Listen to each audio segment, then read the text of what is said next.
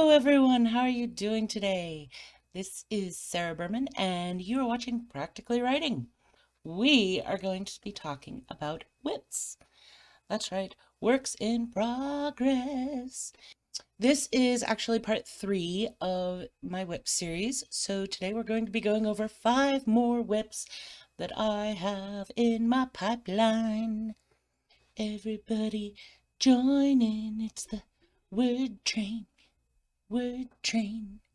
I'm in a very good mood. It is getting to springtime here, and I love the weather. It is so nice. The birds are singing, the children are laughing. It's just, there's a lot of noise going on. Let's just get started. Whip number 1. This one is Breaking Bread. This is my fifth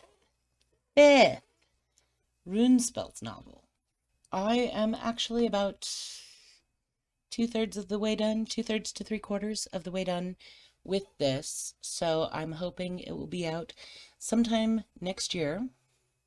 Hopefully, crossing fingers. I killed her. Again. Nicola's dead. This time I poisoned her. So she spends most of the book in a coma due to being poisoned twice. Because once just wasn't enough. And essentially the whole thing surrounds her going through the 9 worlds, interacting with various deities and such, trying to figure out what the heck is going on, and learning way too much about things that are going on that aren't actually what she's looking for. Is this foreshadowing in future books? I don't know. She visits the World Tree, she visits Helheim, Vanaheim, Jotunheim. She goes to see Loki.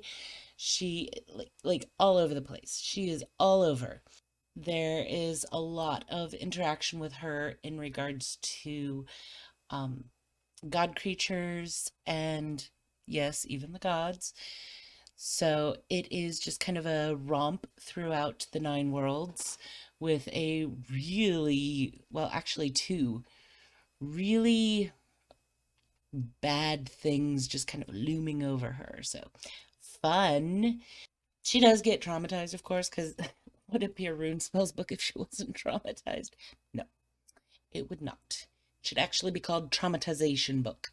That is book 5, and I'm eyeballing the end of it now. So hopefully with Camp Nano and the Tourney of Tales, Game of Tomes goes along with NaNoWriMo, and Tourney of Tales goes along with Camp Nano.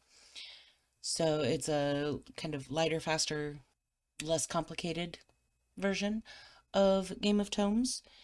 And with that coming up, that's probably what I'm going to be working on, is finishing that up. Number 2. This is a short story, tentatively titled For Your Hand.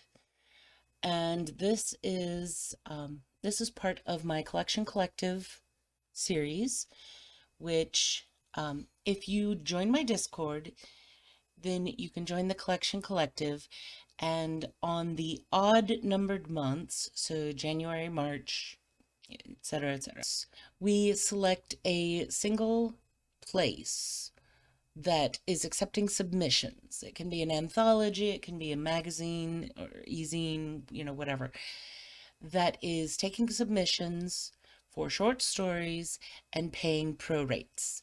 And the entire concept behind this is to encourage the writers that are in the groups that I frequent to get paid, because a lot of us are very, very generous with our stories and short stories and things like that. And also very low on the self-esteem sometimes. So it can be very hard for us to not only demand money, but to demand decent money. So this is kind of my way of helping other writers break through that little barrier and get that dollar bill, yo. That's what we're doing. We're going after the dollar bill, yo. actually getting compensated for the amount of effort that we put in. This submission for the month of March is Hope Punk, which is it's kind of a post-apocalyptic um, situation, but instead of dystopian, it's about, figuring out what ideally could happen. So much more hopeful, much more positive, much more forward thinking in a lot of ways. The one that I'm doing is called For Your Hand. It's a pair of small communities in a post-apocalyptic situation that are kind of negotiating joining together. Part of this negotiation is that one side thinks that the combination of the two groups should be formalized with a marriage. So it's like, really, we're going that way? And so they're like, well, why don't we just, get together and have some fun and do some friendly competition stuff and go from there. And so this is about the friendly competition stuff that ends up with them actually finding out, figuring out that they are attracted to each other. So it's very romantic, hope punk, which is quite different from what I usually do. I'm into torturing my characters, and this is not torture. So there you go.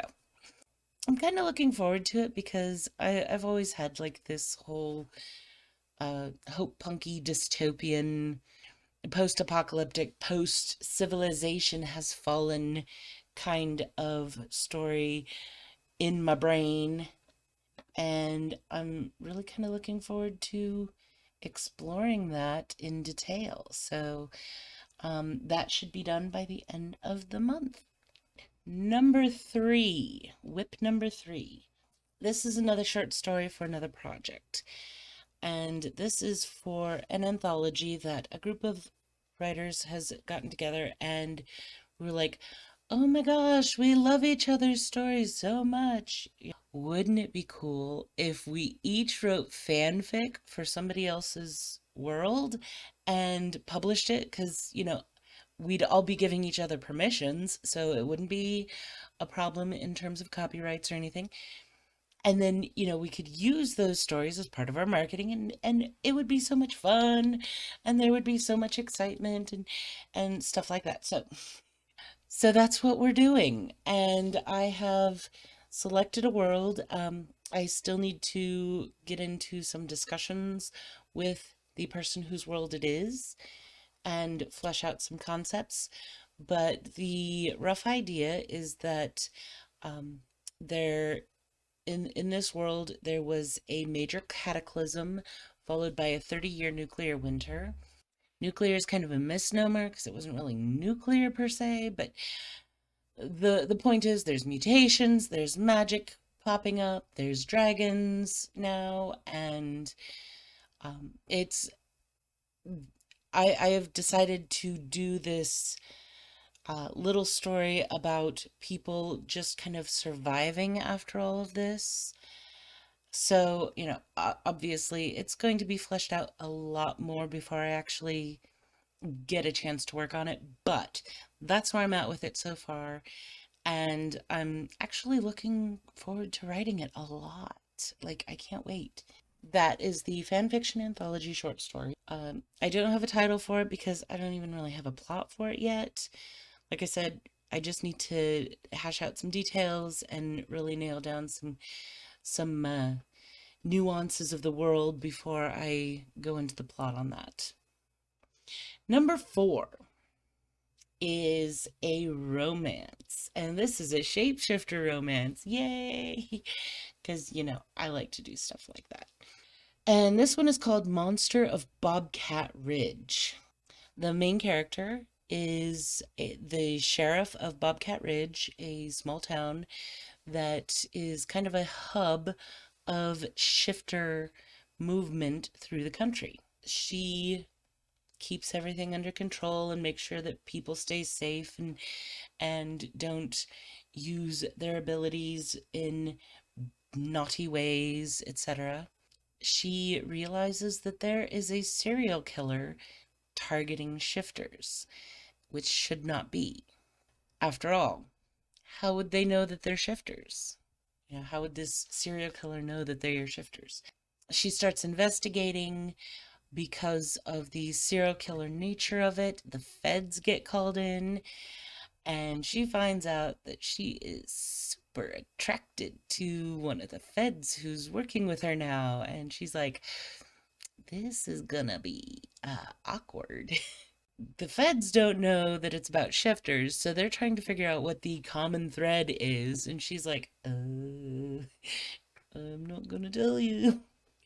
The whole concept is that the serial killer is now targeting her family, but she's not sure she can talk to the Fed, and that's really the only help she's getting.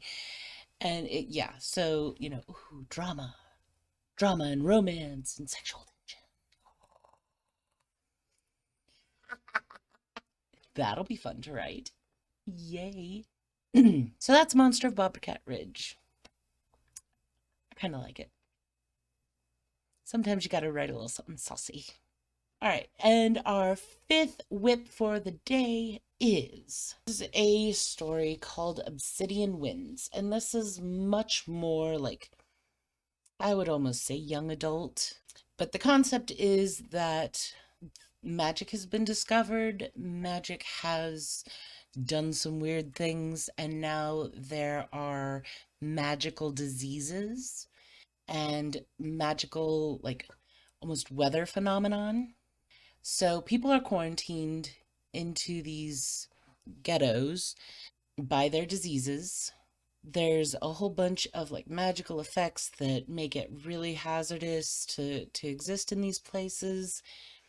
And the family that the story is about, the main character, she's just trying to figure out how to help her family.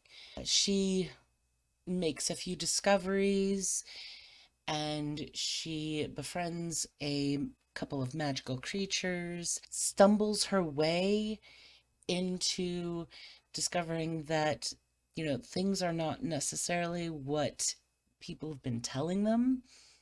And so, it just kind of blows up from there. I have a plot. I like the plot, but I feel like there needs to be more subplot, and I need to work that out before I can really like dig in.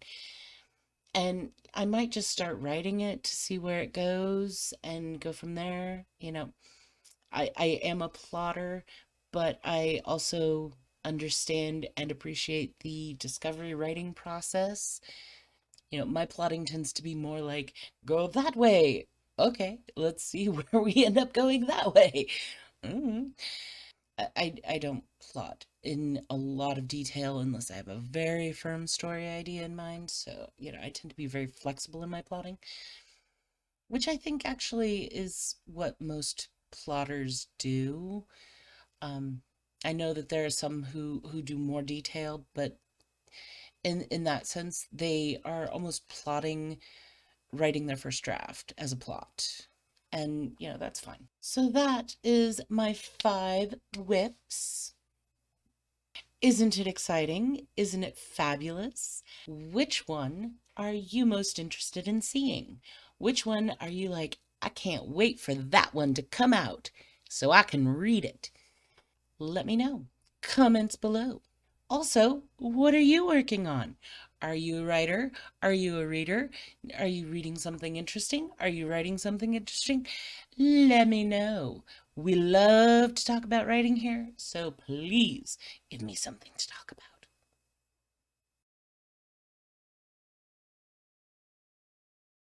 Come and get your whips. Don't, don't. Come and get your whips. We all do it different. Because, are you really a writer if you're not working on something? Or have worked on something? I don't know. I'm not very good at gatekeeping the writing thing, so I don't know. We're all crazy in here. I don't need sleep, I just need coffee. The birds are singing, the sun is shining, the deer are sneaking into our yard and leaving little poop trails. Ah, it's such a wonderful time of year. Should not do that again.